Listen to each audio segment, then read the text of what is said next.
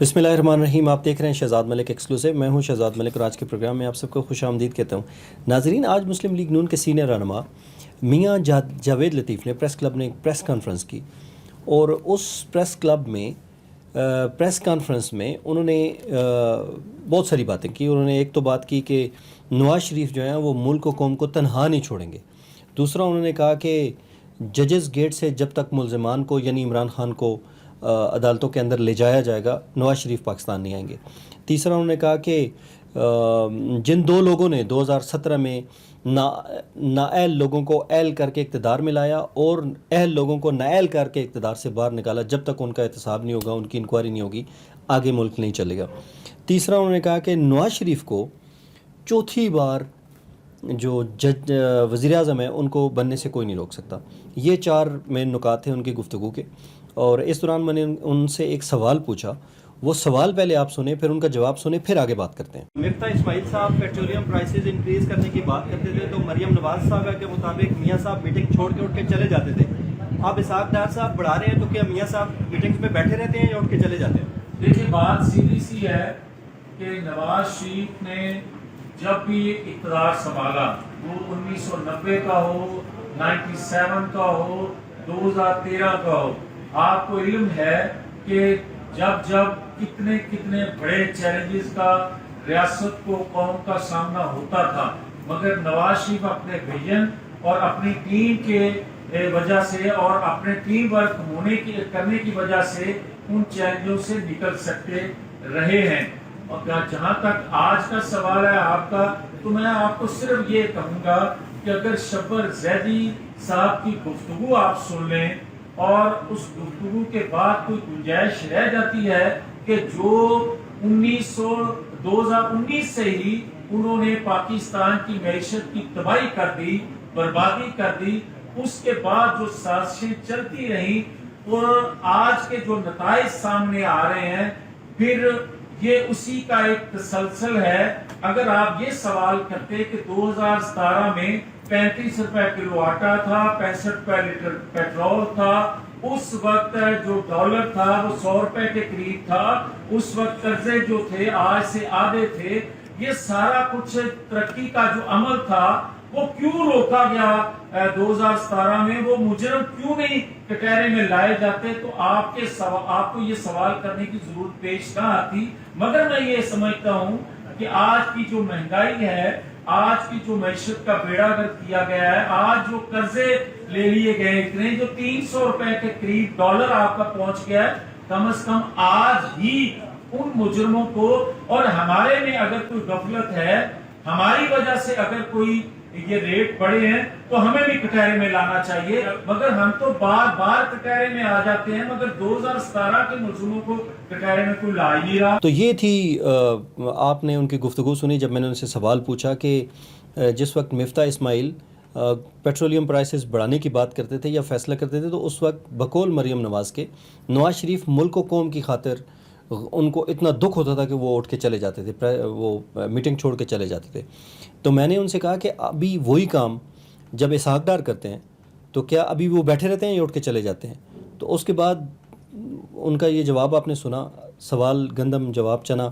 اس کے بعد جب پریس کانفرنس میں بھی 2-3 سوال ہی انہوں نے لیے، زیادہ نہیں، تھوڑے ٹف کوسچن انہوں نے جب دیکھا آنے لگے تو وہ اٹھ کے چلے گئے. پھر بار میری دوبارہ بات ہوئی تو انہوں نے کہا جی نہیں، میں آپ سے تو زیادہ بات ہی نہیں کر سکتا.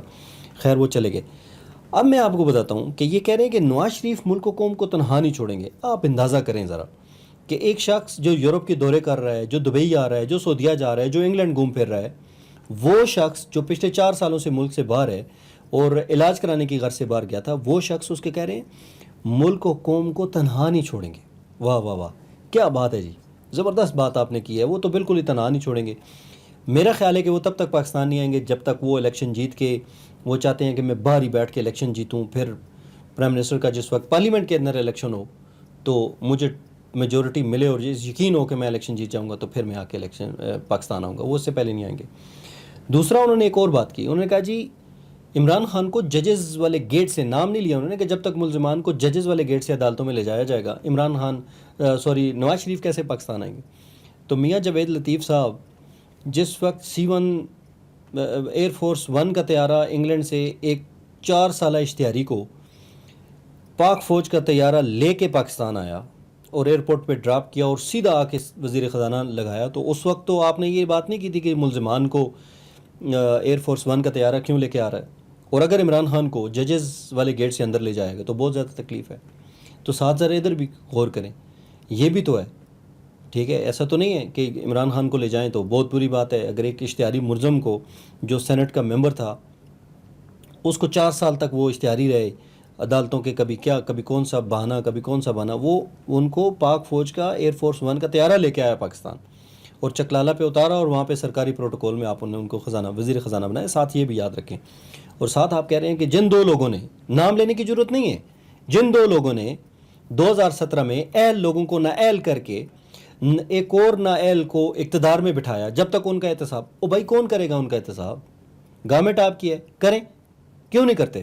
نام لینے کی بھی ضرورت ہے نہیں ہے اور احتساب کرنے چلے ہوئے ہیں آپ، ٹھیک ہے؟ آپ کے پاس گورنمنٹ تھی، 1.5 سال آپ نے گورنمنٹ کی ہے، وزیر اعظم آپ کا، وزیر داخلہ آپ کا، وزیر دفاع آپ کا، وزیر داخلہ نے یہ کام کرنا تھا تو کرتا، اس نے تو عمران خان کے علاوہ کوئی بات ہی نہیں کی، صرف 200 پرچے اس نے عمران خان پہ دیے، اور کیا کیا اس نے اس ملک کے لیے؟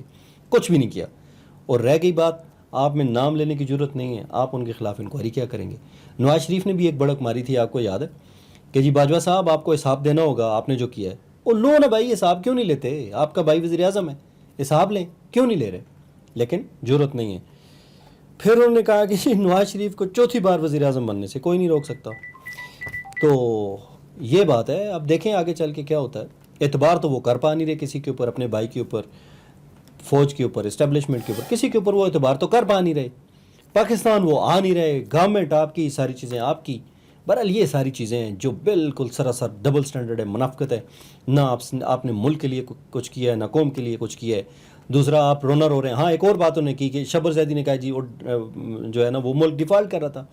بھائی جس وقت پاکستان کی گورنمنٹ چینج ہوتی ہے، پاکستان کے اندر عمران خان نکل جاتا ہے اقتدار سے اور شہباز شریف آ جاتا ہے، اس وقت کیا تھا، 9 بلین پلس پاکستان کے ایسٹس تھے، اور ابھی ہیں 4 کچھ، تو اس وقت ڈیفالٹ ہو رہا تھا، ابھی 9.5 تقریباً ارب ڈالر پہ ڈیفالٹ ہو رہا تھا، اور ابھی آ کے 4 ارب ڈالر سے بھی کم آ گئے تو ڈیفالٹ نہیں ہو رہا تھا۔ یار کچھ تو ایسا قوم کو الو بنائے نا کہ کچھ سمجھ تو آئے نا کسی کو کہ آپ کیا کہنا چاہ رہے ہیں۔ 9.5 ارب ڈالر پہ ڈیفالٹ ہو رہا تھا اور آپ 4 سے بھی نیچے آ گئے تو ڈیفالٹ نہیں ہو رہا تھا، آپ نے ملک کو بچا لیا۔